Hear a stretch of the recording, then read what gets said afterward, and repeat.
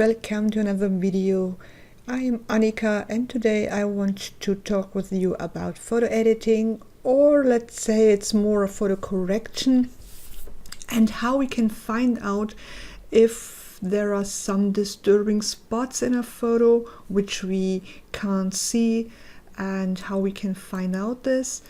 If you look at your photo on a screen like we did now, for example, the sunglasses on a white background looks perfect. We have a solid white background. But if you want to print out a photo, it can make a difference if you have some disturbing spots in a photo which you can't obviously see. And how we can find out if we have such spots in a photo, because this looks very nice and perfect for us. We can zoom in a little bit, and the only thing which we can see is the scratch here, and here is a little shadow. So this is what we see, and we can correct this if we make a new layer.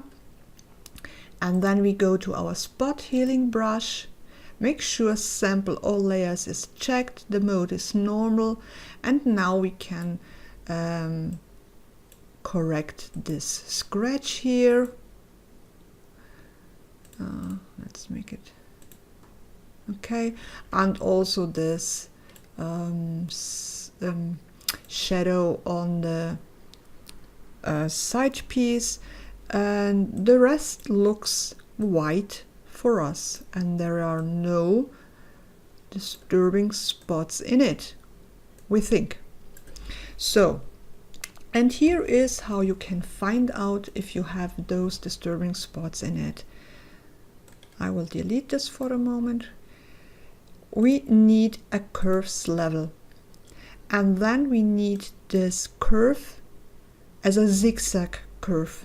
So let's start and make a zigzag, up and down and up and down and up and down. It doesn't have to be a perfect curve. Okay, you can make it as perfect as you want. And because we need this again and again, save this as a curves preset, and then you can use this curve again and again, and you don't have to do always this zigzag. So save curve as zigzag, for example. And now you can see this black background has some dust in it, and these are the disturbing spots. And we need to correct this, because if you want to print out a photo, this can make a difference in the quality of the photo. So make your background active and make a new layer, and then go to your spot healing brush here. Make sure sample all layers, the mode is normal, and we can make the brush a little bit bigger. And now we go over those areas and make the correction. And here this.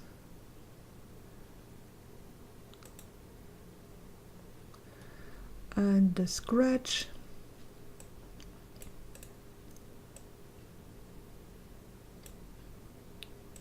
And now let's zoom in a little bit. And you will see there are more of those disturbing spots. All those little points here, we can correct this. Also the scratch, here is another scratch.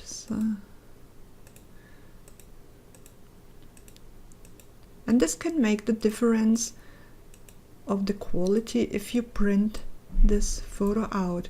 If you only watch it on your screen, of course it's fine, and you will not see a difference, because if we have a look now, I will turn this layer off you can't see a difference.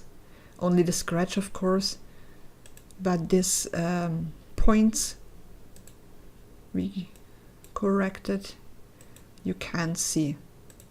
Here again. And now you can turn off this curves level and you have your perfect photo. Another example, for example this one, it looks also perfect for us with a white background. Again, we apply a curves level adjustment and we have saved our zigzag curve. So go to the presets and go to the zigzag. And you can see all those little spots, these white spots. So we make a new layer. We go to our spot healing brush, sample all layers, mode normal, and we remove all those little spots here. Again, you will not see any difference on a screen, but it can make the difference if you print this out. And now you have the perfect white background. Again, you will not see any difference on the screen, but if you print this out. The same you can do with some hairs. So let's zoom in.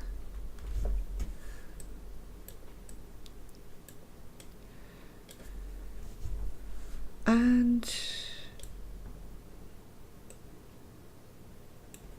here you can see those little hairs, and on this side there are some hairs, but you can't see it very good. So we need again our curves level and our preset zigzag, and now you can see those hairs. We don't remove all those hairs because it will not look natural, but we will remove those some of those hairs. And again, we go to our spot healing brush, and now we change the blend mode to replace, and we need a new layer, sample all layers, and now we go over those little hairs, and this one, and here, and here, just a little bit of those hairs. And if we now turn off the curves level, and let's have a look. Here is it, and here, and we removed those hairs. So if you need to check if a photo is in good quality and doesn't have any disturbing spots, you need a zigzag curves adjustment level, and you can see any, doesn't matter how tiny they are, any disturbing spots or hairs or something like this, and you can remove this with the spot healing brush, and also you can use the healing brush where you have to sample a spot and use it like a clone. I will show you this again.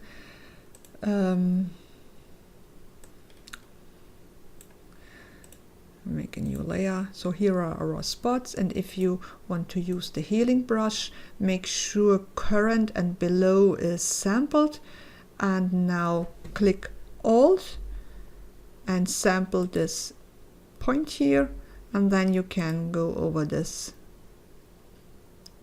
and it's removed.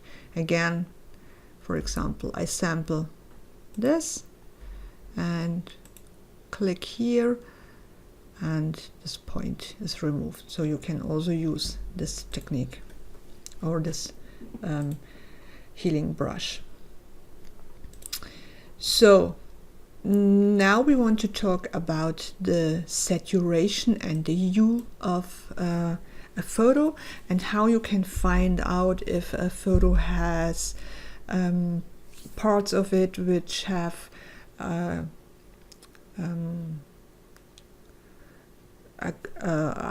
saturations in other parts, or if a photo has no saturation. And we can find out this too with the help of layers. And the saturation in a photo is the info how much colors we have, and the hue is what color. And for example, we have this photo, and I think we all can see that this area here has a lot of saturation, and we want to fix this a little bit, that it fits better to the rest of the photo.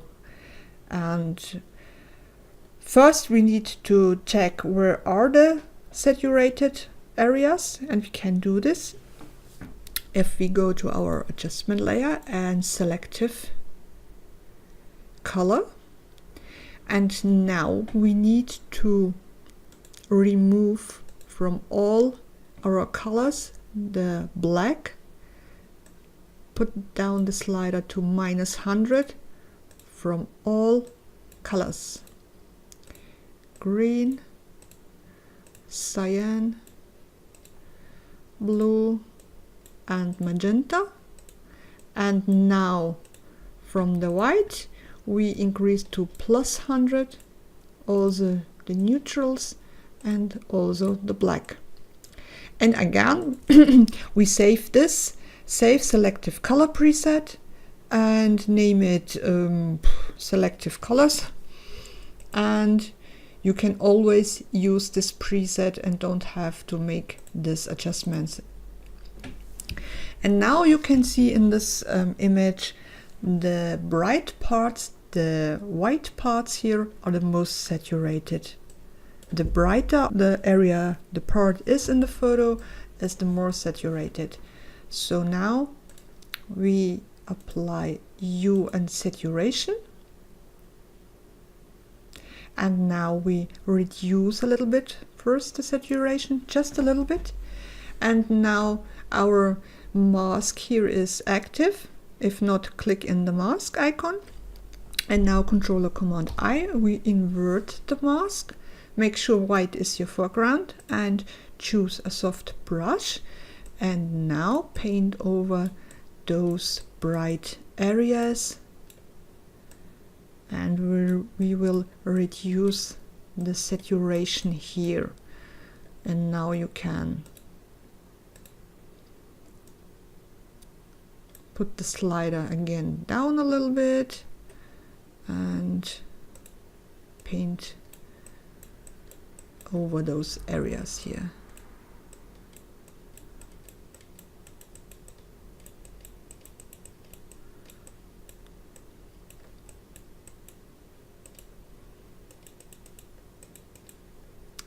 And if we have a look now, so this is our correction. This is before and after. And we reduce the saturation a little bit. If you want to reduce it more, you can do this, but don't go too extreme, just a little bit. Let's try another photo. Again, we apply the selective color adjustment layer, and we saved our selective color saturation. And now you can see in this color you don't have this very bright spots, because there is no much saturation. The opposite, we need a little bit of saturation. Make your background active, and we apply now a vibrance adjustment layer. And we need some bright white spots, and we need to find the right point, because if you go too extreme like this, you can see, for example, here you have this solid white area, and this means you lost all the details too. So we need to find the point where it starts losing the detail. Oh, this is too much. It is white again here. This is fine.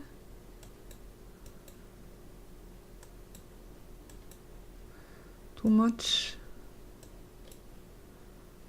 Okay.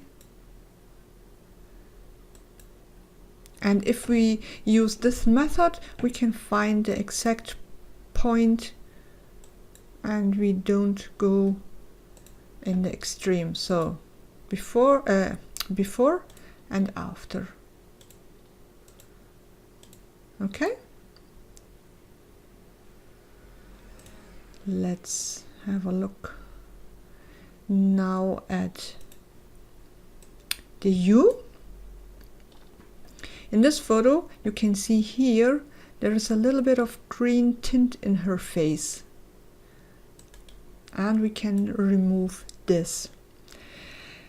To find out if the face is even out or if the face needs correction, we can do this with another adjustment layer. We need 3 adjustment layers.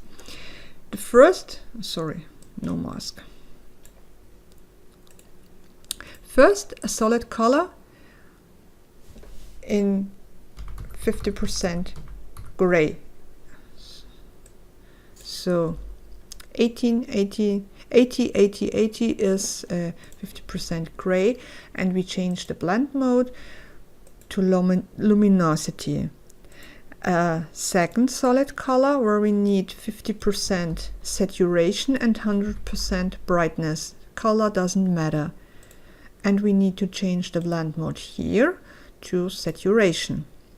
And then we need our zigzag curve. We have saved it as preset zigzag, and to clean up a little bit, we put this in a group. You can name this U. So now we see if her face is even out or if we need some correction. So here is the spot where we want to correct this.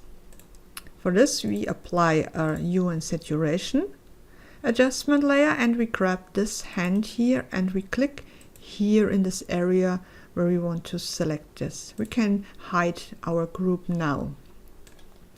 And now here you can see the area you selected, and we want to narrow this area a little bit more. And to find the right spot in her face, we increase the hue and a little bit the saturation, and now we move our selected area to this point. So now we have selected this area we want to correct the color. Okay, let me go back to 0 and 0. And now we want to add a little bit more red, just a little bit.